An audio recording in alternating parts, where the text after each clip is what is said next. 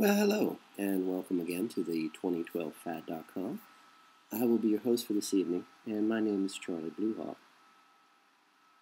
Last night we talked about Where Did Sunday Go? And how I'm not really sure how to even describe it. On a Saturday, I played one of my, well, it's not my favorite DVD in the world, but I've had it for 4 or 5 years now. Excuse me. And when I can't stand watching television in the German language anymore, and I can't download a movie or a TV show off the web because of a bad internet connection or because Firefox Mozilla is junk, I'll go into my DVD collection, half of which I managed to save from my running away in desperation from New Zealand. And it's a movie I'm very familiar with. It's not a great movie, but it's an okay movie. And there's this one little actor that I'm accustomed to seeing twice in the movie. He's in 2 different scenes. He runs a liquor store in the movie. And Saturday night, I watched the movie, and the actor who normally plays that character in the movie wasn't there. The guy behind the counter at the liquor store was a totally different actor that I'd never seen before. And I don't believe at all that this was aimed specifically at me. This is not a CIA mind control plot or anything. It's just something changed in the universe. And then I think about, well, if we're in a computer program and the program's breaking down, that would account for little changes like this happening around us all the time. It would account for the fact that I walk down the same street that I've been walking down for weeks or months. And instead of it being a throughway, a connecting road to the main boulevard, it's no longer a connecting road, it's now a cul-de-sac. And it no longer connects to the main boulevard. There's now a park and benches and trees and shrubs and walls, and obviously been there for decades. A breakdown in a program would account for that. Or it simply could be that for some reason, and I have no explanation. I'm only in the process of still asking questions. I have no answers. Or it simply could be that my atomic structure, my atoms, change the frequency at which they vibrate, which would explain why I might be moving from dimension to dimension. But it would also explain why, when I see buildings appear and disappear in major metropolitan areas like Los Angeles, I'm the only one who ever seems to notice. I mean, there are not crowds of people standing around. There are not TV reporters with vans broadcasting the signal internationally. You know, building appears in Los Angeles out of nowhere. Building appears in vacant parking lot of tire store. No one ever notices. So perhaps what's happening is that my atomic structure is changing frequency, like you would change the frequency on the radio in your car. And every time my personal frequency changes, I shift to another dimension, another version of our world, which is the same but a little different. And in that particular version of our reality, of our world, nothing has changed. Nothing. That building's always been there. The only variable would be me. I've changed. I notice it's not where it was, or was never there at all. So again, I have no answer. I have no explanation. I considered drug use. I don't use drugs. I considered alcoholism. I don't drink. I considered smoking. I don't smoke. I have been malnourished for the last couple of months, possible, but I've been seeing these things pretty much as long as I can remember, and I'm 52 now. I don't know would be my answer. I don't know. I'm just asking questions. So tonight I thought we would chat about walk away, run away. Now at first you'd think, well, walking away, running away, it's the same thing. And it really isn't. These are 2 totally different functions of human life. When you walk away from a situation that you know is bad, You're making a conscious, deliberate decision. I've had enough, I'm done, I'm through, I'm walking away. Runaway is totally different. Runaway, when you run away from something, you do it out of fear. It's unconscious. You just turn, you run. Fear is controlling you. Now, fear is not necessarily a bad thing. Fear keeps us alert. Fear keeps us aware of our surroundings. And Lord knows I've been scared pretty much my whole life, so I understand the concept. But what I've learned in the last couple of months, particularly here in Europe, I was homeless for 2 days. Well, friends, quote unquote, tried to dig a few dollars together to get me back into my little room and get some food into me. And I've lived in pretty much a constant state of fear for the last couple of months of being homeless and living penniless and starving in the streets. And eventually that got old. So I no longer live in fear of that. But when I talk of the difference between walk away, run away, I've also had the experience numerous times in my life. I guess a bridge builder. I like to bridge problems. I like to reach out to people and say, okay, there's a solution. We just have to work together to try to solve the problem. And I, in my life, have taken tremendous amounts of abuse from people who don't have that same philosophy. They just want to be abusive and threatening and to either control everything or destroy everything simply because that's who they are. And yet I still try to build bridges, which is what made me a really good project manager working nationally and internationally. I built bridges. I brought teams together. I worked for the common good. I was there to help. But my experience in this life is that way too many people simply want to destroy. Way too many people want their own way and they don't care who it hurts or the destruction it causes. And in my experience, I've walked away a few times, but it was always a conscious decision. When I left the United States, when I fled the United States, it was a conscious decision. I'd never been married. I hadn't had a girlfriend for more than, a couple of months maybe, and I didn't have that many. And I was so tired of the abusive, destructive, hateful nature of women in the United States. I just couldn't take it anymore. By the time I was leaving California, on my way to Tennessee, and from Tennessee to New Zealand, where I was told for 6 years what a paradise it was, and that was a lie. I actually noticed that women were beginning to change in the United States, at least the younger ones, and they were no longer embracing the concept of hatred and cruelty simply because the law says they could, or the TV said they could, or the newspapers and magazines said they could. It was their right to be cruel and evil and vicious and sadistic. And I saw changes happening. But for me, I was on my way out of town. It just didn't matter to me anymore.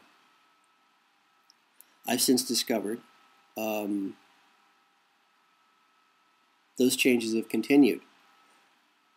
I have for my little show my first corporate sponsor, my beautiful guardian angel in the state of Wisconsin, who has stepped up out of 30-some thousand individuals and sent me money every week so I can continue my show, so I can live and feed myself. And this beautiful guardian angel, this lady, is our first corporate sponsor. And you'll be seeing her TV commercials here. You'll be seeing her links on our website within the next couple of days. So as a personal favor to me, please patronize her business extensively. If you can't do anything else, please just throw some business her way. She is our corporate sponsor. But when I left the United States, that was a deliberate, conscious decision. I walked away. I walked away from the United States because I knew that I couldn't make a difference. I knew that no bridge that I wanted to build between the women I knew there, between businesses that I was involved with, between business people, the government, anything. I knew that all of my time was being wasted, and I was getting the hell beaten out of me at the same time. So that was a conscious decision to walk away. It wasn't fear-based. I made a decision. I turned and walked away. For 6 years, I was told by a major international advertising agency, it turns out, that New Zealand was a paradise. It was looking to the future. It wanted only the best and the brightest because it wanted to build a future for itself, its people. That turned out to be a complete lie. It turned out to be an advertising campaign from, I believe, Saatchi and Saatchi International. And I actually was talking to an Irishman here in Europe about this, and he told me that his very close personal friend, an Englishman, had actually been the account manager for the New Zealand project at Saatchi. And he had actually been the one to design these horrific lies about New Zealand. And I have to admit, my first reaction when this Irishman told me that he knew the Englishman who had designed the project plan for the advertising agency for New Zealand, my first reaction was, I'd like to meet your friend. I would like to kill him with my bare hands. I would like to rip him limb from limb apart for what he did to me and what he's done to so many, many other people, innocent souls. My Irish friend was very tolerant, and he smiled very tolerantly. He says, Charlie, he was paid to do a job. You'd hurt him for that? And I said, yes. I really would. I would have grabbed a baseball bat and introduced them. It was a cruel thing that's being done to people. And my Irish friend said, no, Charlie, you wouldn't. You're better than that. And the guy's dead already. I said, well, you know, someday we'll visit his grave just so I can spit on him. And the Irish guy said, okay, I can live with that. I said, thank you. But when, again, I tried to build bridges in New Zealand with businesses there, corporations there, with the women there, with people there. And of all the foreigners I knew in New Zealand, I knew hundreds and hundreds, all of them in just such desperate, horrific situations because they had gone to New Zealand. Of all the foreigners I knew in New Zealand, and some of these people had been there 20 years, I was the only one who had any New Zealand friends. I had lots of New Zealand friends. But the foreigners that I knew who'd been there for 5, 10, 20 years had no New Zealand friends at all. They knew what the New Zealanders were and would have nothing to do with them. And unfortunately, they couldn't do anything for themselves. They were financially trapped there, which is, of course, part of the horror. So for almost 3 years, I tried to build bridges and failed miserably. Also, I spent 6 months of those 3 years sitting in my room crying, sobbing. I just couldn't figure out what was going on, so I started asking questions.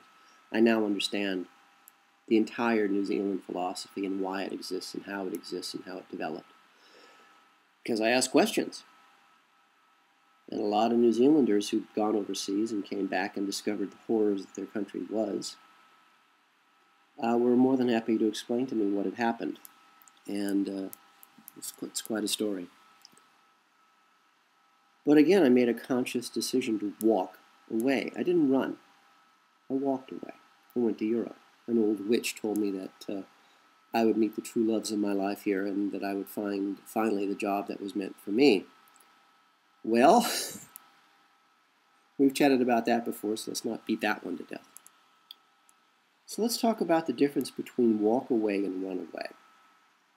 Walk away is a conscious, sober, calm decision to say, I've had enough.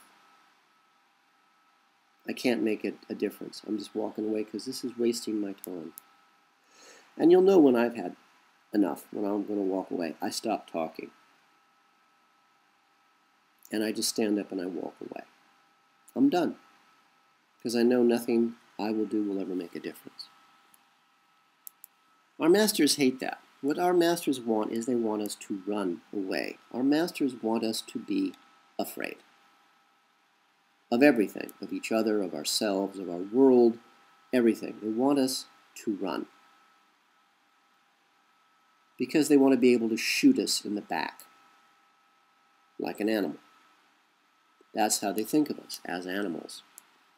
Our masters, of course, are nothing but parasites. They do nothing but feed and destroy. We don't need them, they need us. But in order to convince us how desperately we need them, they have to make sure that we are afraid. And when you're afraid, when you let fear control you completely, the first thing you do is you turn your back on your enemy and you run. And the moment you show your back to your enemy, they'll shoot you.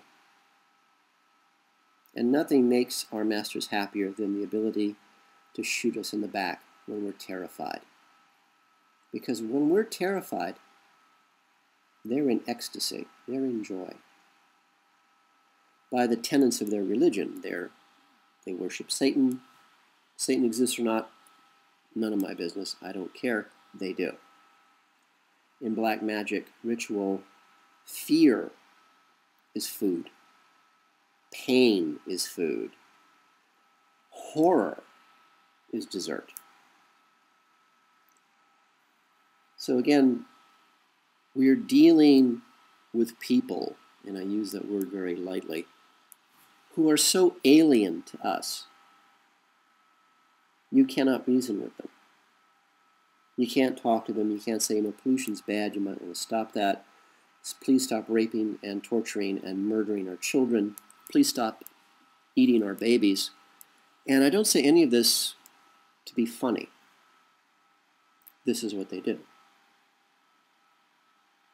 And they can do it because simply the sheer fact that I say the words is so horrifying that your mind shuts down. They eat human babies.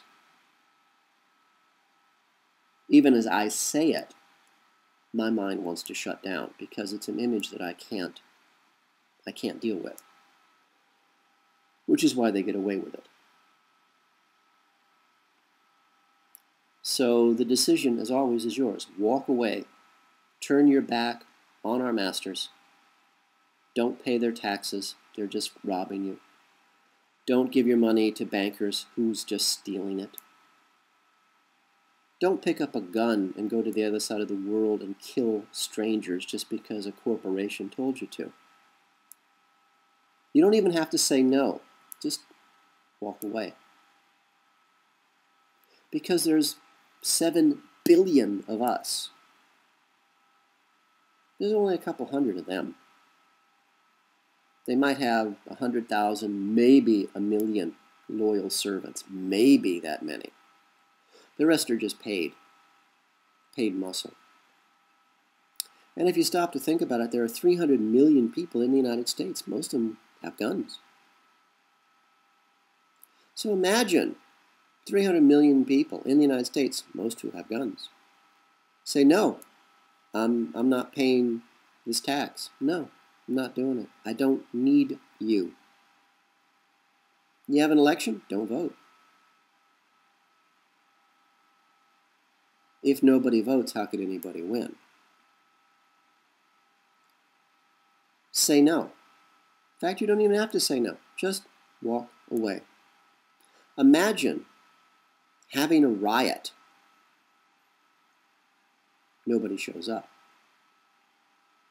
Imagine having a political speech. Nobody shows up. Makes it easy. You don't even have to say no. Just walk away. Imagine 300 million people, all with guns. Make sure your gun is out, visible, so everybody can see you're carrying a gun. That way you're not a terrorist. You are an American citizen. You are a citizen of a republic. And you have the right under the Constitution to bear arms. You have the right under the Constitution to defend yourself and your nation against all enemies, foreign and domestic. Barack Obama was born in Kenya.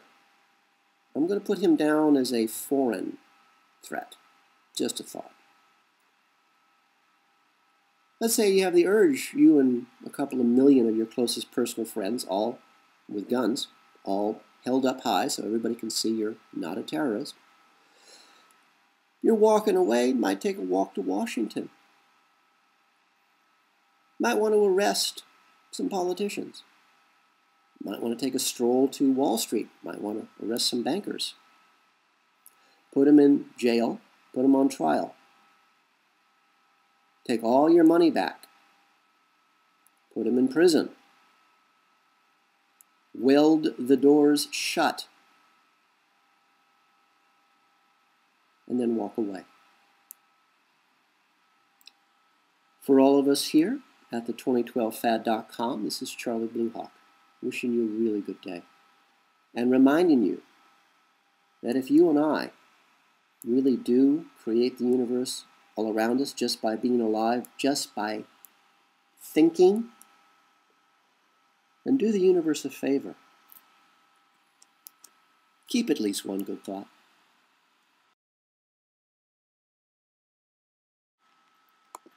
The 2012 Fad is brought to you by Coffee and Blood, Love Letters Between the Dead, a series of 5 erotica horror novels about a fallen angel finding his way back to regain his own soul, and how the CIA war against the human race, their black magic, captures and traps him in the body of a mind-controlled slave designed to hunt down and to kill their god, their Satan.